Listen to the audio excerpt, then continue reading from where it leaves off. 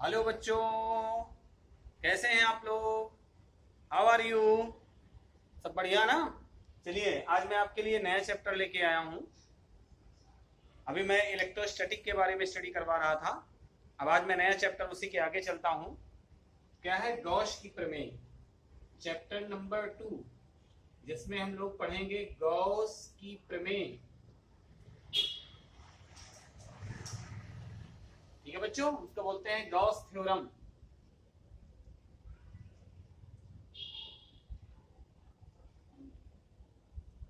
Gauss theorem बहुत important chapter है, बहुत प्यारा चैप्टर है। इसको पढ़ने के बाद जो है ना, आप सेकेंड पेपर में बहुत कुछ हासिल कर लेंगे। इसलिए गॉस थ्योरम बहुत कायदे से पढ़िएगा।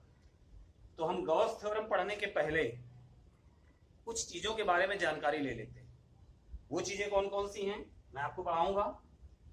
आपने पढ़ा होगा क्षेत्रफल वेक्टर, वेक्टर एरिया वेक्टर जिसको बोलते हैं। एरिया वेक्टर के बारे में पहले हम जानेंगे, उसकी प्रॉब्लम को देखेंगे, उससे रिलेटेड कुछ क्वेश्चन पुट अप करेंगे आपके सामने, फिर आगे बढ़ेंगे। इसके बाद में हमारे पास आता है गॉस थ्योरम पढ़ने के पहले इलेक्ट्रिक फ्लक्स क्या है। इलेक्ट्रिक फ्लक्स, वैद्युत फ्लक्स किसे बोलते हैं, तो उसके बारे में भी जानकारी हमको लेनी पड़ेगी। लेकिन सबसे पहले वैद्युत फ्लक्स पढ़ने के पहले भी हमको क्या बताना चाहिए? क्षेत्रफल वेक्टर के बारे में पढ़ना चाहिए। अब मैं बच्चों आपसे क्वेश्चन करता हूं कि बताइए, क्षेत्रफल सदिश राशि है कि अदिश राशि है? क्षेत्रफल वेक्टर क्वांटिटीज है कि स्केलर क्वांटिटीज है? तो ज्यादातर आप लोगों ने अभी पढ़ा ही होगा कि स्केलर क्वांटिटीज है सर, इसमें कोई एरिया नहीं होता। अगर मैं हाई स्कूल के बच्चों से चर्चा करता हूँ कि एरिया निकालो, तो एरिया आप किसी चीज का निकालते हैं, तो कैसे निकालते हैं? क्या लिखते हैं? लेंथ एंड ब्रीथ, लंबाई गुणे चौड़ाई, है ना? इसी से निकालते हैं ना आप लोग। अब मान लीजिए कोई सर्किल आपके सामने दे दिए जाए, तो सर्किल का एरिया कैसे निकालते हैं? पाई आर स्क्वायर, है ना? कोई स्क्वायर आपके सामने दे दिया जाए, स्क्वायर का कैसे निकालते हैं आप लोग? भुजा स्क्वायर, साइड का स्क्वायर करते हैं।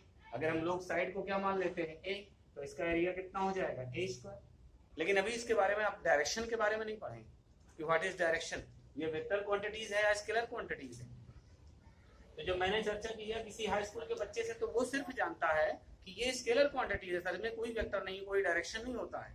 लेकिन अगर मैं फर्स्ट ईयर के बच्चे से चर्चा करूं या इंटर के बच्चे से चर्चा करूं, तो बच्चा बताता है कि नहीं सर, ये स्केलर क्वांटिटीज नहीं है बल्कि वेक्टर क्वांटिटीज है। इसमें एरिया में हमारे पास डायरेक्शन भी होता है, क्योंकि जब हम किसी सरफेस के बारे में चर्चा करते हैं तो वहां सरफेस के बारे में चर्चा होने पर वो वेक्टर क्वांटिटीज निकल के आती है। मैं एक एग्जांपल आपके सामने लेता हूं, बहुत कैसे से पढ़िएगा, बहुत मजेदार चीज है। मैं एग्जांपल आपके सामने लेता हूं, ये मान लेते हैं एक्स एक्सिस है, ये क्या है? वाई एक्सिस है, और ये क्या है? जेड एक्सिस है। ये क्या है? हमारा ओरिजिन पॉइंट है। मैं इसमें कोई स्क्वायर ले लेता हूँ, स्क्वायर ये ले लिया। इसकी साइड कितनी मानी? ए। इसकी साइड कितनी मानी? ए। इसका नाम मैंने दे दिया ए बी सी, इस तरीके से, ठीक है ना? जो भी नाम देना चाहो, नाम देने में कोई दिक्कत नहीं, आप कुछ भी नाम इसको दे दीजिए। अब मैं क्या कहूंगा कि इसका आप एरिया निकालिए, है ना? तो आपने इसको एरिया निकाला, तो ए इक्वल टू एरिया का सिंबल होता है ए इक्वल टू क्या लिखते हैं आप लोग? साइड का स्क्वायर, क्योंकि स्क्वायर हमारे पास क्या है? ये स्क्वायर है, अर्थात क्या बोलते हैं इसको?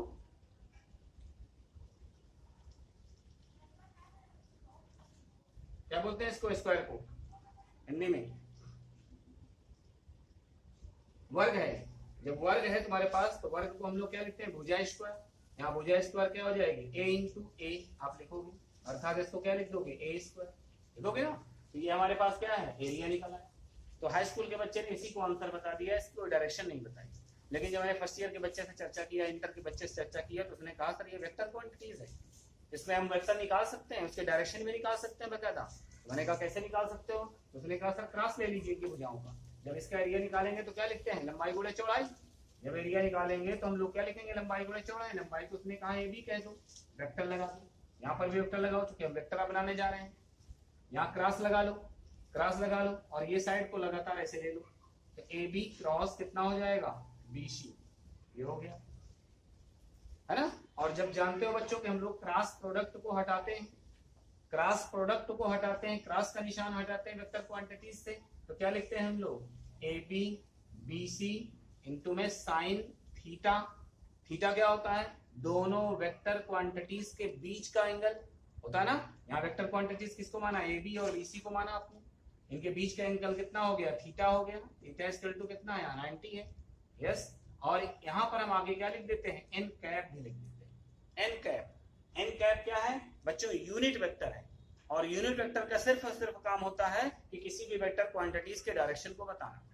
हियर यहाँ पर एन कैप क्या बताता है? वेक्टर ए के डायरेक्शन को बता रहा है, वेक्टर ए के डायरेक्शन को। चलिए, मैंने ए बी भुजा को क्या माना है? स्मॉल ए लिख दिया, दूसरी भुजा को स्मॉल ए लिख दिया।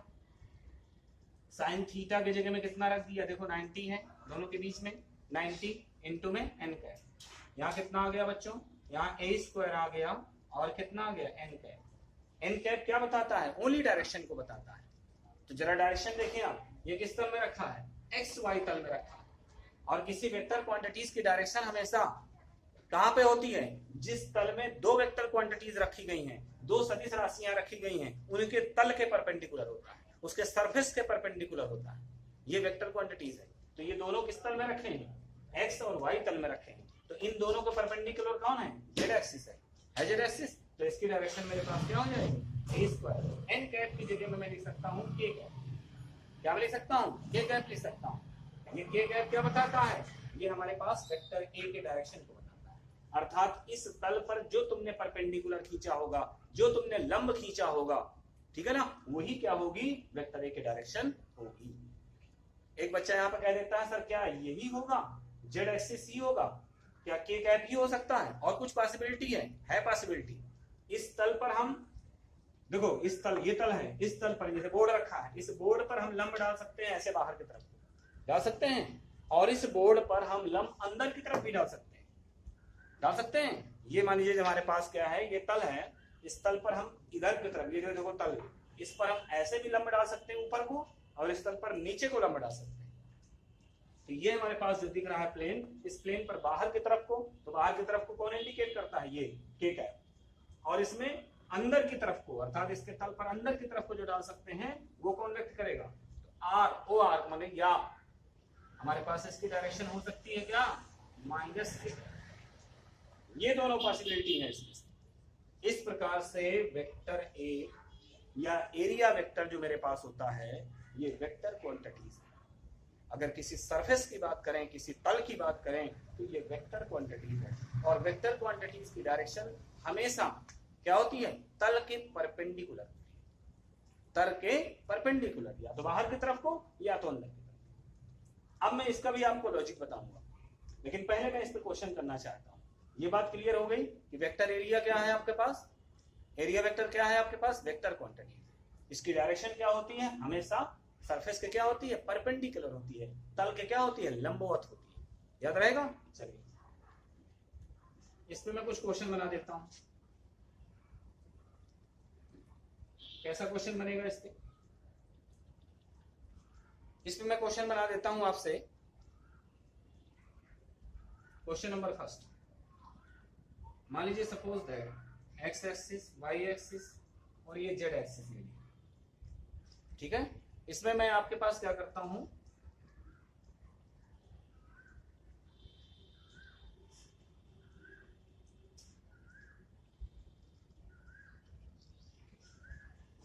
ये प्लेन ले लेता हूं।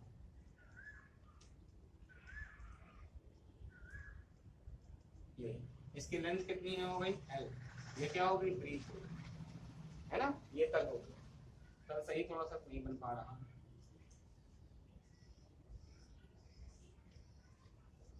ये जेड एक्सिस है,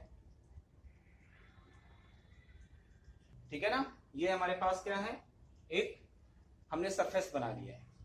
अब मैं इसका एरिया निकालना चाहूंगा, तो एरिया इक्वल टू क्या लिखूंगा? लंबाई गुणे चौड़ाई, length and breadth. Length multiply क्या लिखूंगा? ब्रीथ, चौड़ाई लिखूंगा। ये मैंने एरिया निकाला।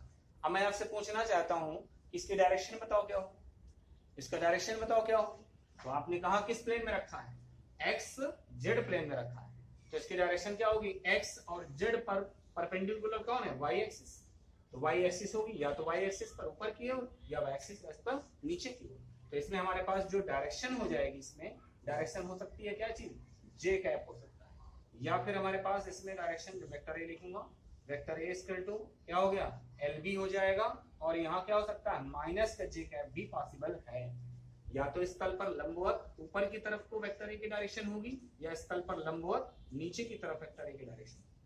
ये क्वेश्चन हो जाएगा, ठीक है ना। तो ये हमारे पास एरिया वेक्टर जो निकाला जाएगा वो ये हो जाएगा। और उसका सिंबल में क्या लिखेंगे, जे कैप क्या बताएगा, वेक्टर ए की डायरेक्शन बताएगा। आपसे पूछा जाए इसका एरिया निकालो और उसकी डायरेक्शन बताओ, तो आप इस तरीके से बता दें, ठीक है। इसी तरह से मैं क्या करता हूं, इसका अगला क्वेश्चन एक बना लेता हूं, सेकंड नंबर पे। ये एक्स एक्सिस ले लिया, ये वाई एक्सिस ले लिया और जेड एक्सिस ले लिया। देखिए एक्सिस के बारे में कभी टेंशन न लीजिएगा, इनको कहीं पर भी लिया जा सकता है, समझ गए ना। ये आपके हमारे पास क्या हो सकते हैं, चेंज हो सकते हैं, बदल सकते हैं, कहीं पर भी ले सकते हैं। अब मैं यहाँ पर एक सर्किल ले लेता हूँ। अब इस सर्किल का मैं एरिया निकालूंगा, तो एरिया इक्वल टू क्या लिखोगे, पाई आर स्क्वायर। अब मैं वेक्टर एरिया पूछूंगा तो इसके डायरेक्शन बताना पड़ेगा। अब डायरेक्शन जरा देखो सर्किल का, तल कैसे रखा है, ऐसे हुआ है, कहाँ रखा है, एक्स अक्ष में और वाई अक्ष में रखा है। तो इसके परपेंडिकुलर एक्स और वाई के परपेंडिकुलर कौन है, जेड है। यहाँ पर हमारे पास इसके तल के लंबवत वेक्टर ए हो सकता है, या इसके तल के लंबवत वेक्टर ए नीचे की तरफ हो सकता है। तो जब वेक्टर ए ऊपर की तरफ दिखाएंगे तो जेड, और जेड का यूनिट वेक्टर कौन होता है, के कैप, ये हो जाए, ठीक है ना। और इसका जेड के अपोजिट डायरेक्शन में यूनिट वेक्टर कितना होता है, या करके इसको vector A equal to pi R square लिख सकता हूँ, माइनस के कैप भी ले सकता हूँ। तो ये भी मेरे पास सही है और ये भी सही है, ठीक है। इस तल के लंबवत ऊपर की तरफ भी हो सकता है, तल के लंबवत नीचे की तरफ हो सकता है। अब बात ये आती है कि किस कंडीशन पे हम लोग एरिया वेक्टर की दोनों दिशाएं ले सकते हैं, और किस कंडीशन में एरिया वेक्टर की केवल एक डायरेक्शन ले सकते हैं। मतलब आउटवर्ड और इनवर्ड कब ले सकते हैं, और केवल आउटवर्ड कब ले सकते हैं।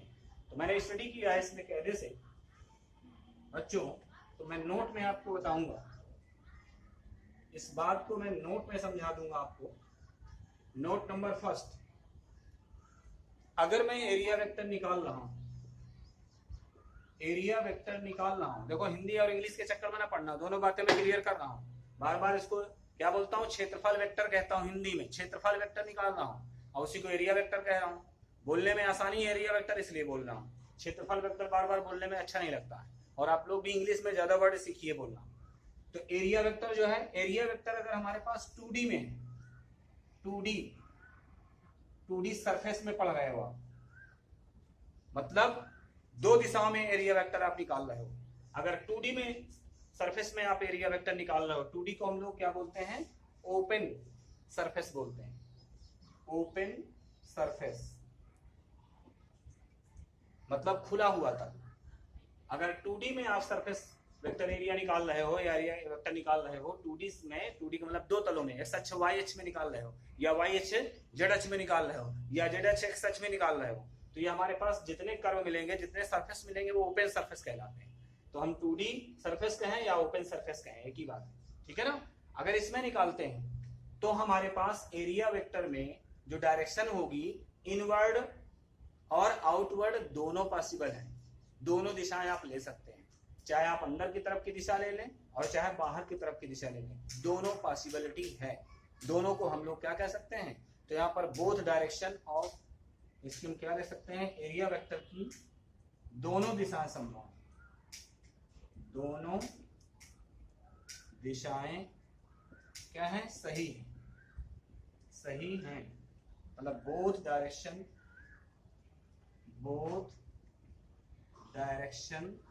Is correct.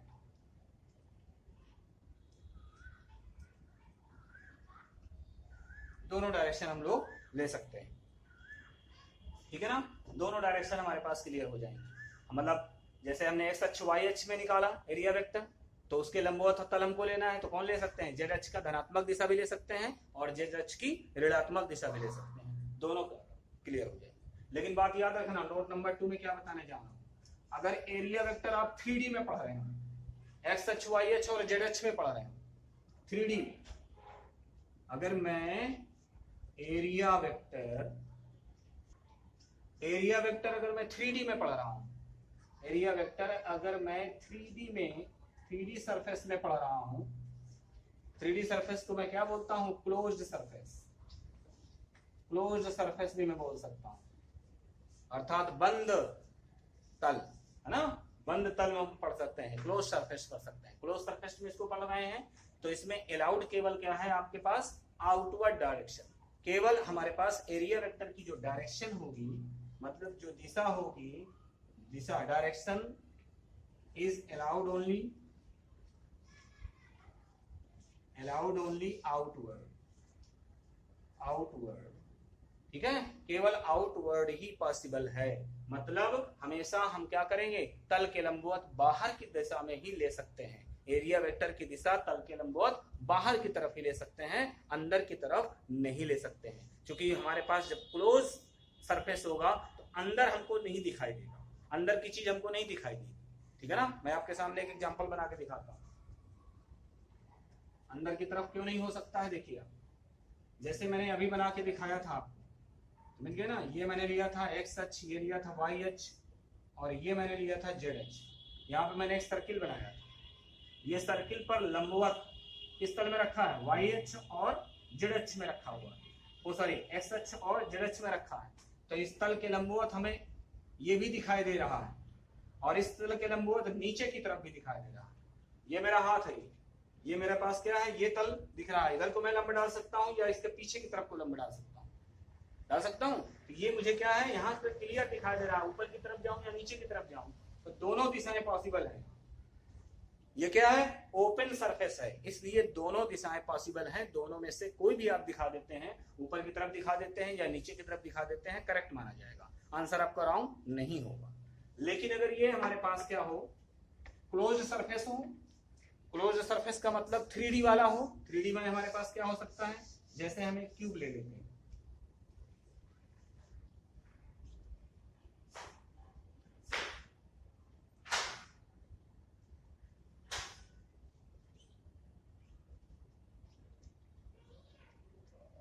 ये मैं एक क्यूब ले लेता हूं, ठीक है। इस क्यूब में देखिएगा ये वाला जो तल है, ठीक है, ये तल ऐसे करके है, ठीक है, ये तल हमें ऊपर से क्लियर दिखाई दे रहा है। तो ये जो कि हमारे पास क्या है, इसमें जो हम परपेंडिकुलर डालेंगे तो केवल ऐसे आउटवर्ड वेक्टर है, ये अलाउड है, इसमें अंदर की तरफ वाला अलाउड नहीं, ठीक है। इसी तरह से ये हमारे पास प्लेन दिख रहा है, ये इस पर हमारे पास क्या है, परपेंडिकुलर लंब डालेंगे तो तल हमारे पास ऐसे है, ऐसे, इसमें लंब डालेंगे तो ऐसे डाल सकते हैं, अंदर को भी डाल सकते हैं, लेकिन अंदर वाला अलाउड नहीं है, तो बाहर की तरफ केवल वेक्टर ए की डायरेक्शन ये ले सकते हैं। इसी तरह से ये वाला देखो, हमारे पास ये तल है, इस पर बाहर की तरफ हमारे पास ये डाला जा सकता है। इसी तरह से हमारे पास ये तल देख लो आप लोग, ये इस पे बाहर की तरफ ये डाला जा सकता है, इस तरीके से किसी भी, अगर हम लोग 3D वाले सरफेस पढ़ते हैं तो उसमें एरिया वेक्टर की जो डायरेक्शन होती है वो ओनली आउटवर्ड होती है, उस तल के परपेंडिकुलर बाहर की तरफ वाले लेते हैं, अंदर की तरफ वाले नहीं लेते। ओके, ये बात क्लियर हो गई। इसके बाद नोट नंबर में सेकंड में मैं बात कर रहा हूं 3D के बारे में, और एग्जांपल ले लेता हूं आपके सामने। एक एग्जांपल मैंने ले लिया, क्या चीज, सिलेंडर ले लेता हूं, सिलेंडर समझते हैं ना, बेलन, तो ये सिलेंडर ले लिया। अब मेरे पास देखो, एक तो मेरे पास ये सरफेस दिखाई दे रहा, ये सरफेस दिखाई दे रहा, ठीक है ना। अब इस सरफेस पर मैं क्या कर सकता हूँ, इस सरफेस पर मैं अगर परपेंडिकुलर खींचूंगा तो ये बाहर की तरफ को ये खींच सकता हूँ, तो ये अलाउड है। इसी तरह इस सरफेस पर मैं बाहर की तरफ को ये खींच सकता हूँ, ये अलाउड है ओनली। और यहाँ पर जो सरफेस दिखाई दे रहा है ये वाला, इस पर बाहर की तरफ को मैं इस तरह से खींच सकता हूँ, ये अलाउड है। और इसी तरह से ये सरफेस जो दिखाई दे रहा है मेरा साइड वाला, इसमें बाहर की तरफ खींच सकता हूँ, ये अलाउड। तो अगर मैं किसी 3D की बात करता हूँ, किसी क्लोज सरफेस की बात करता हूँ, उसमें एरिया वेक्टर की डायरेक्शन निकालनी है तो केवल उसके तल के लंबवत बाहर की तरफ डायरेक्शन को ले सकते हैं, अंदर की डायरेक्शन को अलाउड नहीं है। ओके, 2D वाले में अंदर को भी ले सकते हैं और बाहर को भी ले सकते हैं। एरिया वेक्टर की डायरेक्शन को मैंने बता दिया, एरिया वेक्टर एक वेक्टर क्वांटिटीज है और उसकी डायरेक्शन हमेशा क्या होती है, प्लेन के परपेंडिकुलर, प्लेन के लंबवत। ये बोर्ड है, इसके तल के लंबवत बाहर की तरफ, ठीक है ना। अगर 2D है तो बाहर की तरफ भी पॉसिबल है और अंदर की तरफ भी पॉसिबल है। 3D में है, क्लोज सरफेस है, जैसे हमारे पास ये दिखाया सिलेंडर, क्यूब दिखाया आपके पास, ठीक है। ये 3D वाले होते हैं, तीनों अक्षों में बनते हैं, तो उसमें से हमारे पास जो एरिया होता है ओनली अलाउड क्या है, उसकी डायरेक्शन बाहर की तरफ, बात क्लियर हो गई ना? किसी भी तरीके का आप कंपटीशन के क्वेश्चन लगाएंगे कोई डाउट्स आपको नहीं रहेगा। ठीक है, ओके, चलते हैं आगे बात करते हैं।